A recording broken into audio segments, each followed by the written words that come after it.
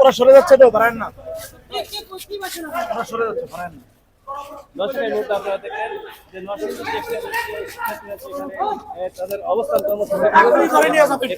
অপরাধ বলে যায় তবে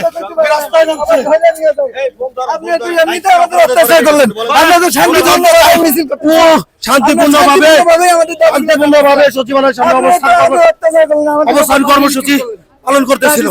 পুরো রাস্তায় নামে নাই ভাই, ওকে জনদুর্ভোগ সৃষ্টি করছে, ওর অধিকারটা চাইতে পারে না। সেখানে আপনারা কি করলেন? সেখানে আপনারা জল কামান মারলেন, টিয়ার সেল মারলেন। ও এখানে চলে আসছে, আপনি ওকে এখন ধরে নিয়ে যাবেন।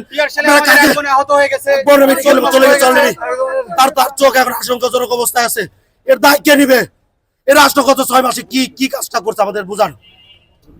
6 মাস যেমন শান্তিপূর্ণ ভাবে আপনাদের জানাই আসছি, আজকে আমরা উঠ করে ঢাকা আসছি, হয়তো মনে হইতে পারে ঢাকাবাসীর যে একটা উদ্বাস্তু। তো আমাদের ডকুমেন্টস গুলো দেখেন, পেপার গুলো দেখেন, আমরা কাদের সাথে বসছি। আমরা সেই নরসিংদী থেকে এসে 2 দিন প্রেস ক্লাবেও ছিলাম। প্রশাসনের এটা কি প্রশাসন?